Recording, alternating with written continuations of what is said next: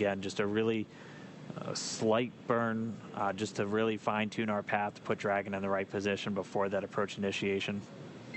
Dragon SpaceX, OOP burn complete, nominal burn. Checks on.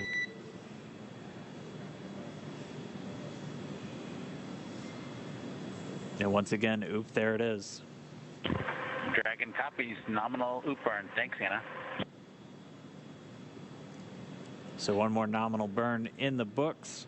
We are now 53 minutes away from the planned approach initiation. So before we get there, they are going to do a go, no-go between the teams, both in Hawthorne Mission Control right behind us and with the teams over there in Mission Control Houston. So they'll do that about 20 or so minutes before they get to the actual burn itself, which we are still tracking for under an hour from now, 5:09 a.m. Pacific, 12:09 GMT.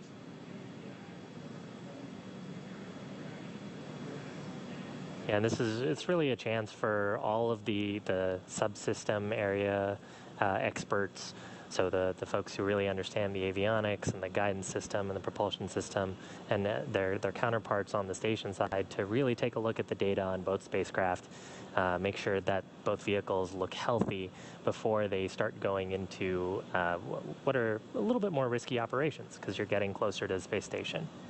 Bob and Doug actually touched on it, and we've talked about it a few times. They're going about 17,500 miles an hour right now, which is just it's really, really fast, incredibly fast, especially when you put into perspective that most commercial airliners are around 500 miles an hour. So things happen very quickly unless you're very controlled about your approach maneuvers, and so these go-no-go polls serve as opportunities for the ground teams to feel confident that the spacecraft is going to perform as expected. So with that out-of-plane burn now in the books, the crew should be getting the go to start their suit donning in the next 15 or 20 minutes. And that'll be one of the go, no-go criteria we look for before they get to the approach initiation burn. And so we'll hear them. We saw they had the suits in bags just strapped into the seats next to them, as both seats 1 and 4 inside the spacecraft empty for this. So Bob and Doug able to store their suits in those seats. So it was pretty cool seeing them strapped in, almost like we saw Ripley strapped in last year on Demo 1. But they'll get into their suits and get strapped in, and then once again be monitoring those touchscreen controls, just watching Dragon systems as they start to move through the final approach. Yeah, and the ground side and, of course, Bob and Doug on the vehicle will have some steps that they need to do here. We talked a little bit about suit donning. The ground side will actually give them a call, let them know that they're go to put on their spacesuits. Once they get into the spacesuits, there's a few checks that we need to do. Dragon SpaceX for suit donning and pre-suit donning activities. There it is.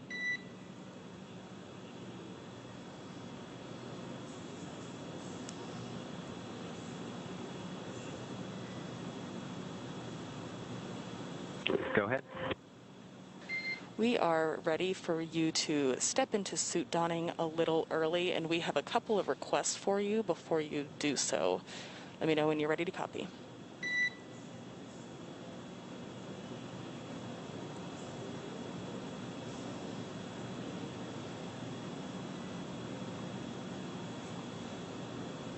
On 2. Hey Josh, are you guys seeing what you need to see from the cupola SSC? We're ready to copy, Anna. We're checking. The first is that we noticed that the carry-on bags are temp stowed in the cabin. We ask that as a part of your suit donning that you please re-stow those, because the material that they are made out of is a flammability risk. It all looks good, thanks. Okay, great. Okay, we'll restow those. Thanks so much. Secondly, a reminder to please power off and clean each of your displays using your comfort garment, and then power back on as a part of your suit donning.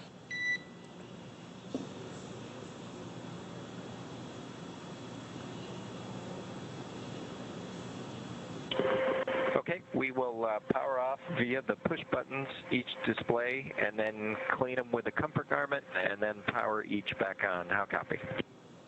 That's a perfect copy.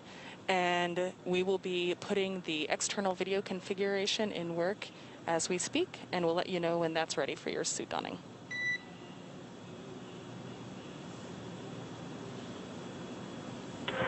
Okay, sounds good.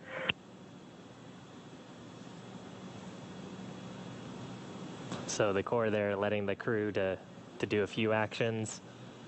They talked about cleaning up the displays a little bit, making sure that they're nice to go before they step into that manual piloting test later on. Also the suit donning and camera reconfiguration, so give Bob and Doug a little bit of privacy while they slip into those spacesuits. And they actually mentioned the comfort garment there. It's actually it's a layer that they wear underneath the suit.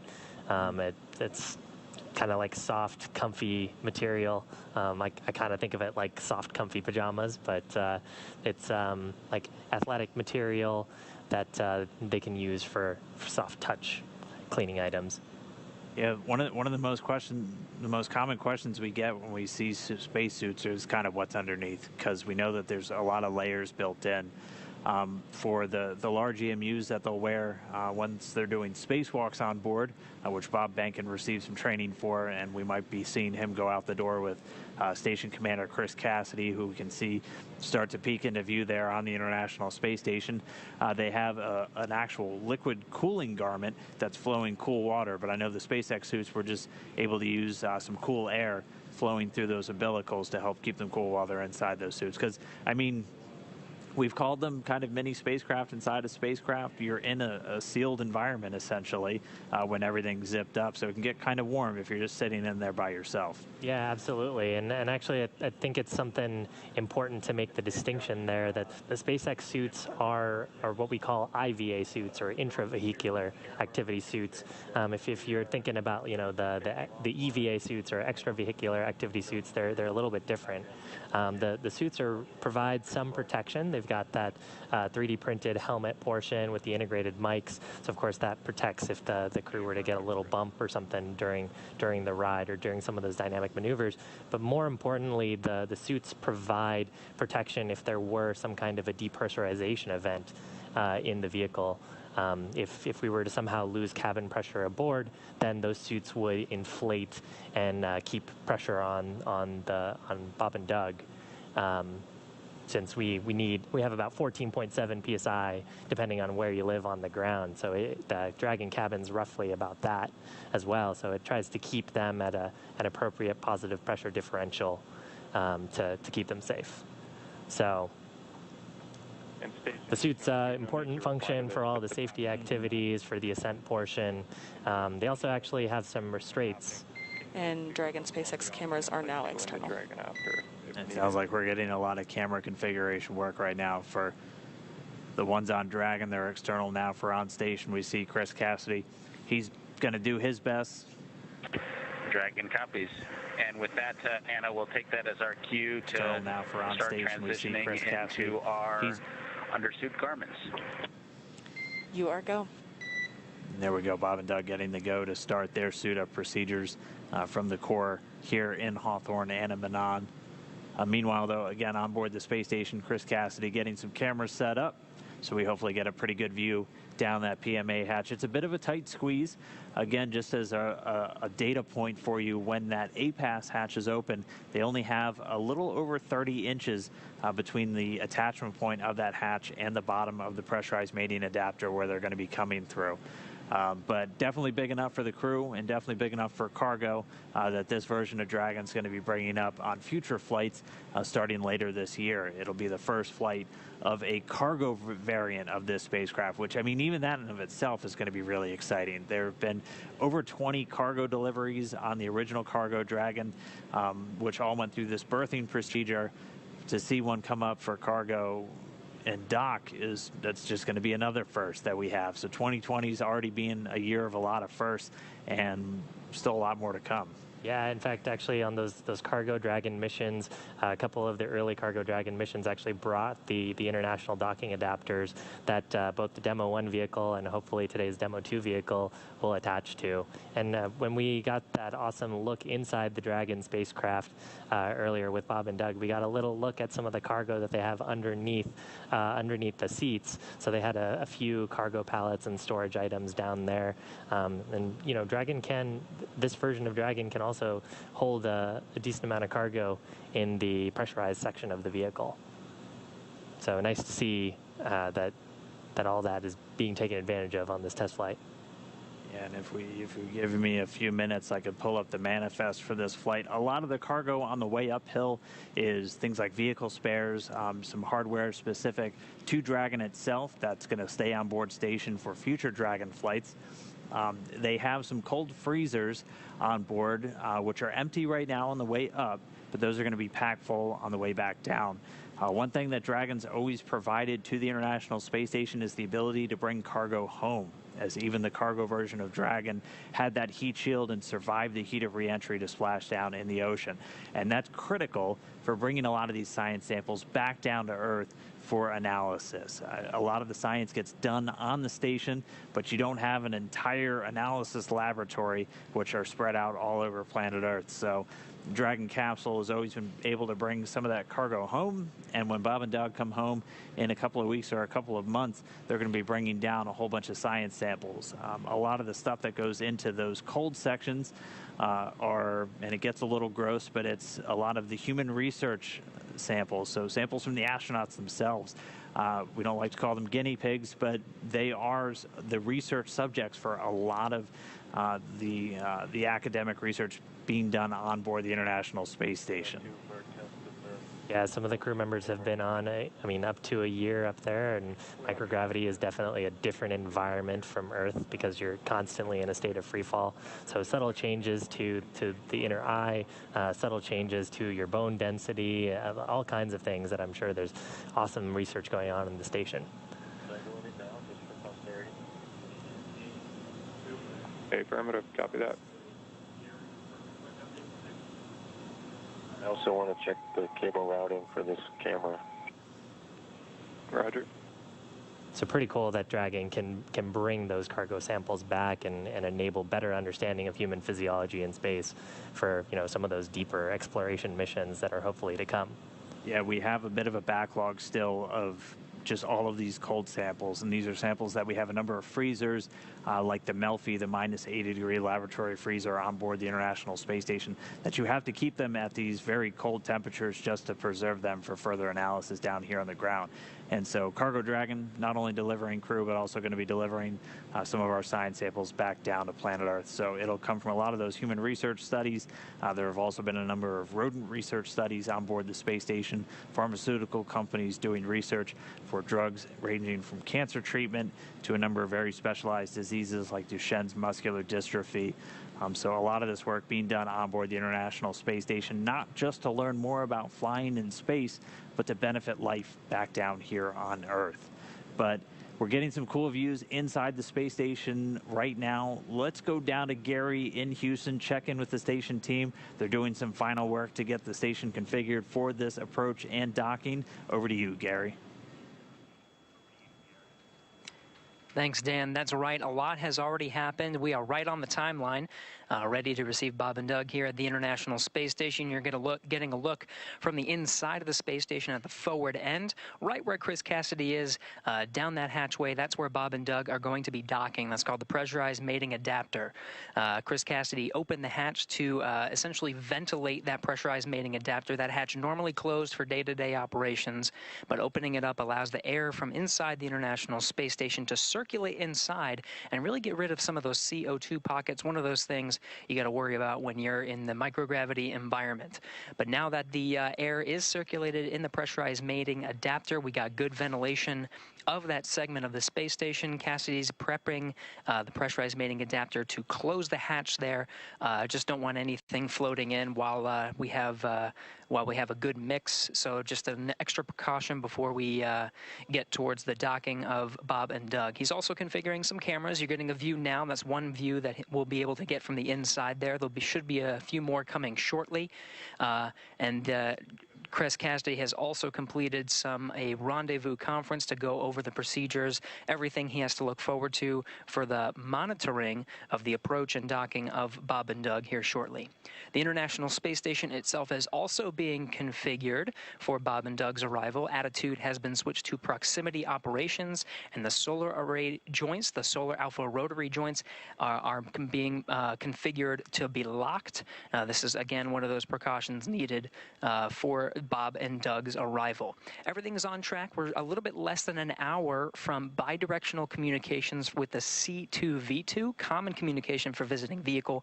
There's one on the space station, also one on Dragon. That bidirectional communication will allow some good solid video, audio, and telemetry data to be exchanged from between Dragon and International Space Station. Dragon at that time won't need to rely on TDRS satellites and the ground stations. Really, everything can be accomplished through that C2V2 link. That's coming up here in just a little bit less than an hour. Also about that time will be the go, no-go for approach initiation. Joint operations coming up on the space station very shortly. And of course, the Attitude will be configured for docking. Those thrusters on the U.S. side being shifted over to the Russian side. Don't want any of those plumes interfering with Dragon's docking. Everything's going according to the timeline here from Mission Control Houston. We'll send it back over to you at Hawthorne for some of these next few steps. Awesome. Thanks, Gary. That's a cool update to hear about all the cool research and the next steps coming from your perspective, too. All right. Well, yeah, just another time check in.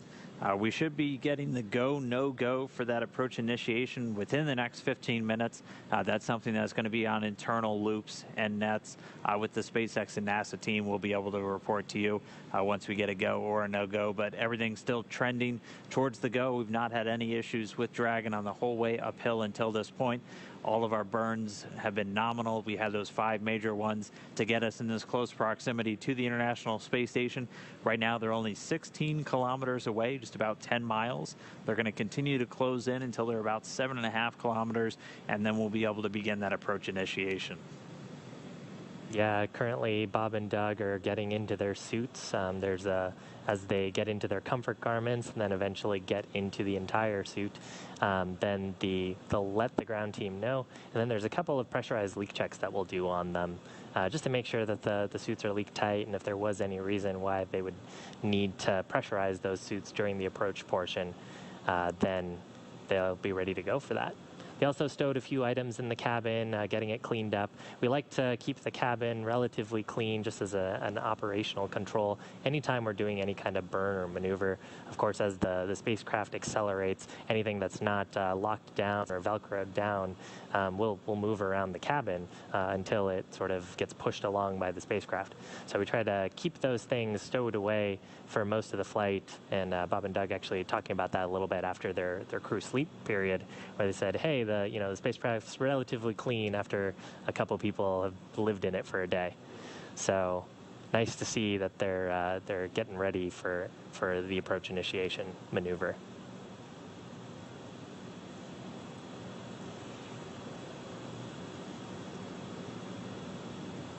All right, well, we'll hear that go, no-go internally in a little while. We are tracking to about a little under 38 minutes from that approach initiation burn.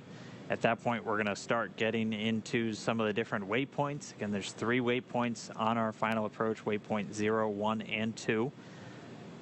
There's going to be a couple where we might pause. We might go right through waypoint 0 and waypoint 1. And then right after we get past waypoint 1, we're going to do a commanded hold at 220 meters away from station. Yeah, the 220 meters is actually pretty intentional. If you can see on your screen now, there's something called the keep out sphere. That's a 200-meter radius imaginary sphere around the space station, and that's really to protect the crew both aboard the space station and the visiting spacecraft. It's really intended to be a control, so that if the ground teams in Hawthorne and Johnson Space Center see anything wrong with the vehicle, then they can troubleshoot those issues before doing that final delicate step of docking. When they get to that 220-meter hole, which the crew are going to command, then the crew aboard are going to do a quick manual piloting test. They actually did one of these in the far field, which just refers to being relatively far away from station. In this case, Bob and Doug will issue some commands using those touchscreen displays in the Dragon spacecraft to a few quick bursts of translational thruster fire. So what that means is if you imagine Dragon pointed at the space station, they're going to go left, go right, go up and down a little bit. And then once they've confirmed that they're able to issue those commands, they'll switch it back over to Dragon for final approach. There'll also be a go, no-go poll there from the joint operations team, Hawthorne and Johnson, before that happens. Yeah, and we'll have that final hold once we get into waypoint 2, and Dragon will only be 20 meters away from the space station. So it'll be lined up perfectly in front of that docking adapter at the very forward port of Node 2, the Harmony module. It'll hold at that 20 meters. Shiva said we'll do a go, no-go poll, and then they'll get to go to press in. Dragon will approach extremely slowly. And it's going to slow all the way down to about 1/10 of a meter per second or even slower as it does this final approach. At one point, we may hear something called CHOP, or crew hands-off point, and this is just a call out for the crew to know that they should not be sending any commands, because at that point, the Dragon vehicle would be the only one able to make any aborts out of that zone, and that's literally when we're just about 2 meters away from the space station, so when we're really close. We'll get that initial contact and capture, which we were tracking for about 7:30 a.m. Pacific time, or a little under 3 hours from now. And then they'll wait for the relative motion to damp out, and then they'll begin to retract that soft capture device and get a hard mate, and we'll get the docking complete call. Meanwhile, though, we're getting some views back inside of station. Chris Cassidy getting everything ready for his crewmates, Bob and Doug, who are about to be arriving on board, hopefully in the next 3 hours. Yeah, and we were talking a little bit about the docking maneuvers there. When we get to the actual stage of docking the vehicle, Dragon has a docking structure on the top of the vehicle that's normally protected by the nose cone during the ascent portion. Now, of course, the nose cone is open, and those the sensors and the docking system underneath it are exposed to space. And so on that docking ring, there's actually 3 pedals that'll interface with the international docking adapter. They've got a ton of sensors and switches on them that'll detect whether we've made good contact with the space station. And then, of course, both the spacecraft, they're going really fast. They may have small relative motions in between them. So the docking system for that first soft capture will actually damp out some of that relative motion. And once that motion is damped out and both the space station and Dragon are stable dynamically, then we'll actually retract the soft capture hooks. Dragon will get pulled in towards the IDA, and then a set of 12 hard capture hooks on the ring will interface with the docking system and confirm that good hard seal. And that'll create something called a vestibule between the Dragon spacecraft and the International Space Station. All right, we are coming up on 6 minutes from our anticipated go, no-go poll for the teams. We can hear the lead flight director for Demo 2 for NASA, Zeb Scoville, pulling his teams in Mission Control Houston, getting them ready. So we'll report on the results of that poll as it completes. We are about 31 minutes away from the planned start time of the approach initiation burn. Again, we're tracking to right at about 5:09 a.m. over here on the West Coast, and that's 12:09 GMT for those of you around the world. And that's going to be the major burn that's going to be bringing us in really close to Dragon. We're going to go from several kilometers away to being only 500 or 400 meters away from Dragon at the end of it. The approach initiation burn planned to be about 90 seconds, so about 1.5 minutes firing of those thrusters on the Dragon spacecraft. just, again, swinging it up. We're at an orbit roughly co-elliptic still with the International Space Station, about 2.5 kilometers below, and just continuing to close in. As of this moment, the Dragon spacecraft just about 14 kilometers or 9 miles away from the space station.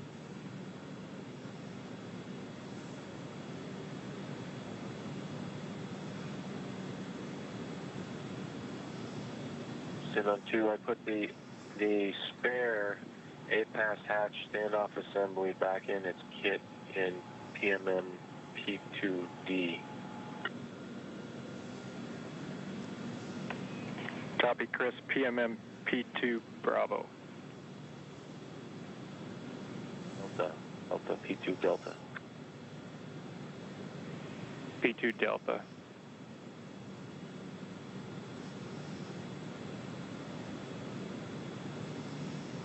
Gosh, anything I can get ahead on in stuff? I guess the only thing that appears on the Optimus is the i6 Experience camera.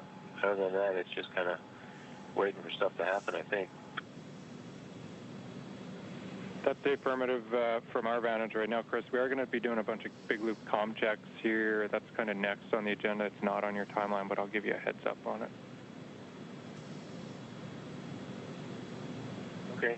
About what's the ish time frame on that? Like an hour, 2 hours, less, more? We're inside of the 5-minute window on it, and this will just be Cora and myself talking between you and Dragon and making sure all the elements of the big loop are in place. Copy that.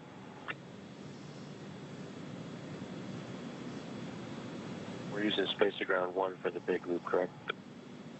It'll be Space to Ground 2.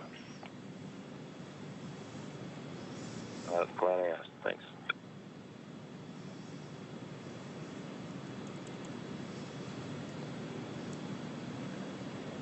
And that was just a quick conversation between Chris Cassidy, the commander on board the space station right now, and Josh Kutrick. He's a Canadian Space Agency astronaut who's serving as the Capcom right now in the flight control room over there in Houston.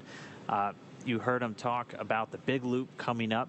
And so this is what we talked about a little bit earlier, where they're going to now be mixing the communication between the team here in Hawthorne and Dragon, which is done over Dragon to ground loops, and the team in Houston. Dragon SpaceX on Dragon to ground. The 144K bidirectional link has been established. Please change your push-to-talk destination to ISS and then initiate a comm check.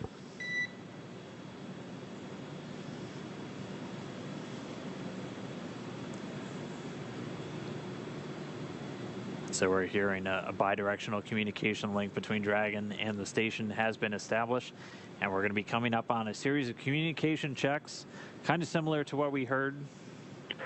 Okay, Anna, we'll put that similar to what we heard pre-launch, where several parties went around and did communications checks with each other.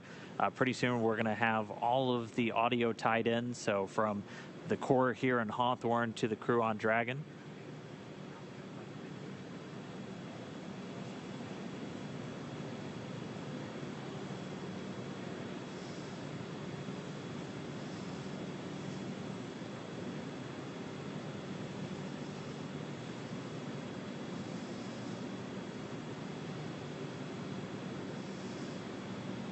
And Dragon, this is Houston. We have you loud and clear on the big loop. Stand by 1. I'll try to get SpaceX up.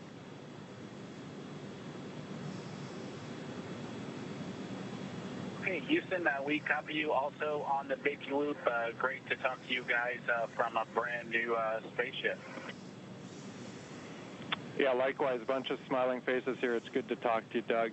From SpaceX, they did return your call on the big loop, so I just want to make sure you did not hear from SpaceX. Is that correct?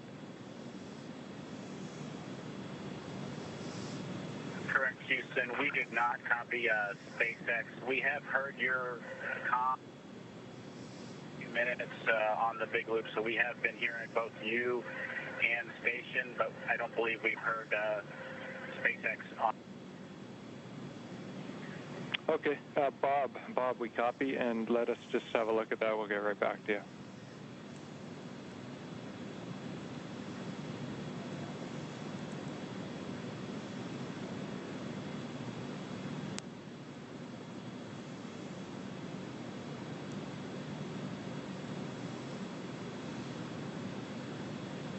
Doug promises he'll make it up for you next weekend. Sounds good. Really looking forward to it, gentlemen. Have a great dock.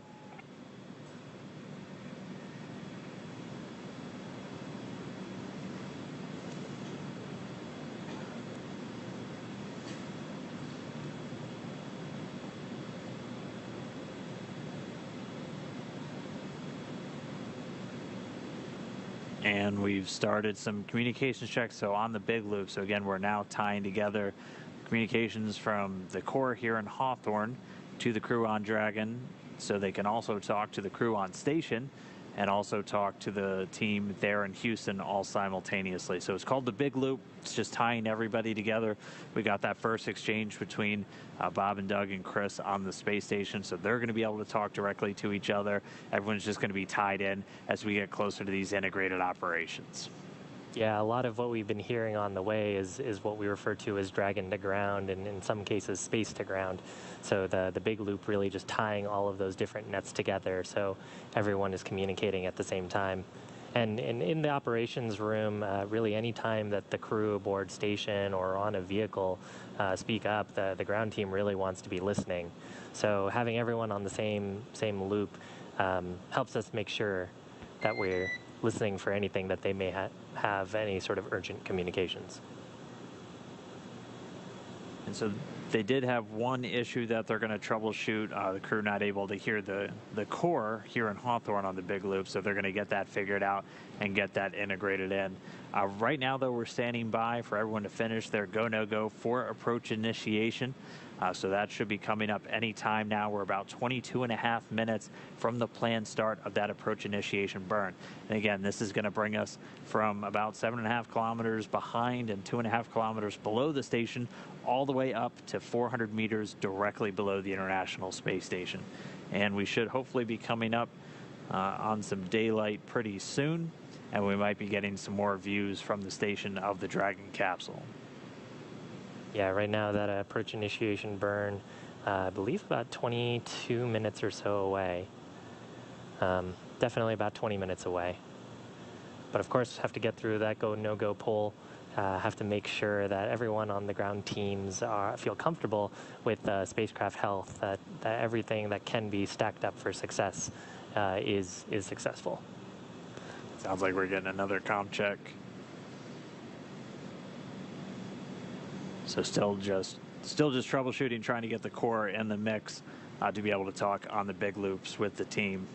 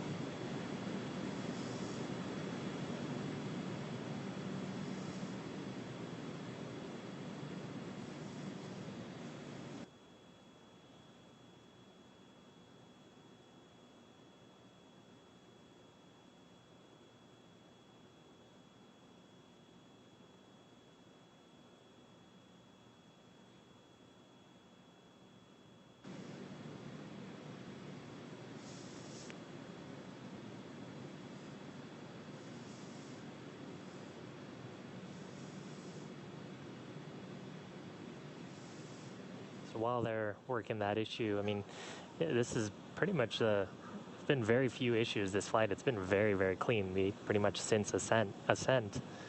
There was a couple of small questions about a thermal imaging camera where the crew noticed a flicker, and that turned out to be nominal as the camera is doing some calibration steps. So for the most part, it's been pretty clean.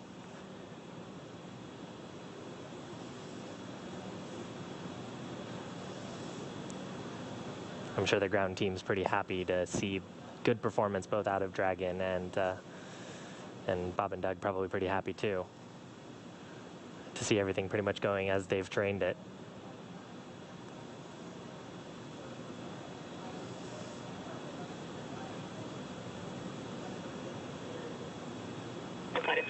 Dragon Dragon SpaceX, comm check on Big Loop.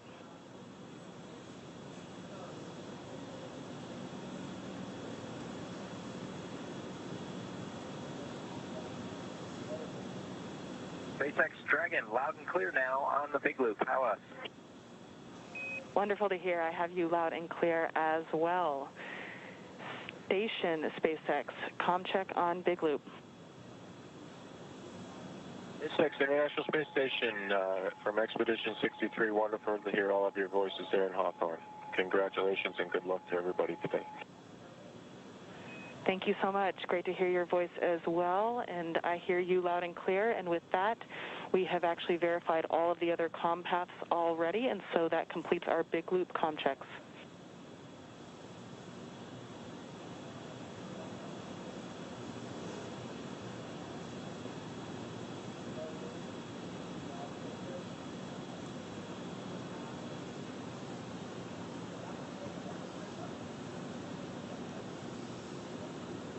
All right, so with the core now in the mix, all four of our parties, the core here in Hawthorne, the Capcom in Mission Control Houston, the crew on board Dragon, and the crew on board the space station now all in the mix. In the meantime, the SpaceX team has reported that they are go for that approach initiation burn that's set to come up in just a little over 18 minutes from now. And so we're just waiting on everyone for the final go, and we should be able to do that burn on time. Again, it's targeted at about 5:09 a.m. Pacific, 12:09 GMT.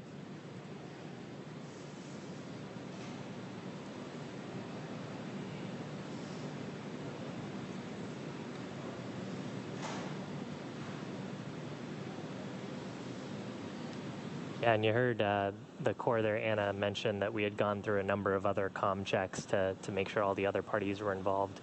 We also did a checkout of the Common Communications for Visiting Vehicles, or C2V2 system. So that's communication between the Dragon spacecraft and the International Space Station. There's Dragon, and I think we can make out, that looks like the nose cone at the top left corner of it. Right now, Dragon is about, if I can pull up some data, just about 11.5 kilometers from the space station. Approach initiation. We will be enabling the maneuver shortly, and our updated expected maneuver start time is 12:11 UTC.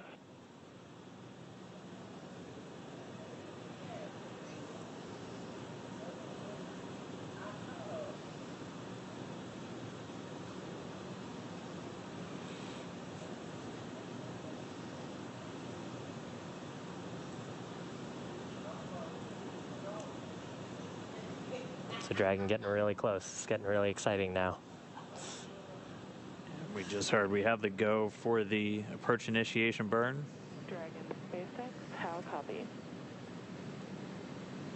That's coming up in about, let's see here. We got an updated time. We're expecting that to start at about 5:11 now a.m. Pacific, 12:11 UTC. Yeah, so less than 20 minutes away.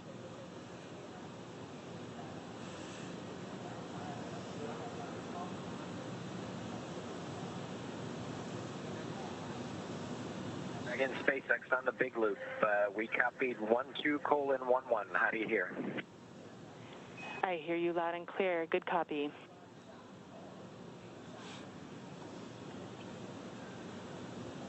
We tried you twice on Dragon to ground with no response. That's why we called you on the Big Loop. Copy. I did not hear you on Dragon to ground. We will look into that. Thanks.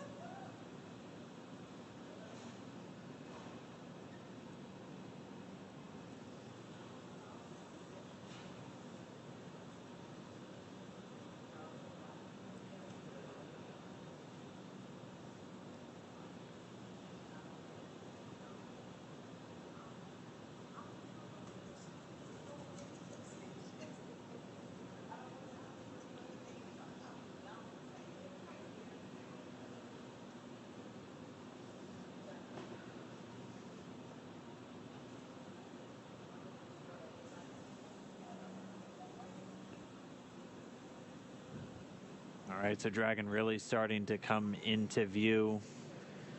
Right now we're just about 10.7 kilometers away, 6.7 miles.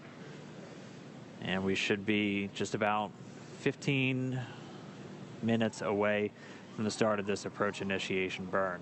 We are waiting to hear confirmation the crew is getting through their suit up steps. But moving closer to this approach initiation burn, it's going to be about a 90-second firing of the thrusters just to bring Dragon well inside of that approach ellipsoid. They're going to be only 400 meters directly below the space station, so we'll start getting some pretty spectacular views as it begins to close in on the station. Yeah, and at this point we are well within integrated operations. I mean, that's why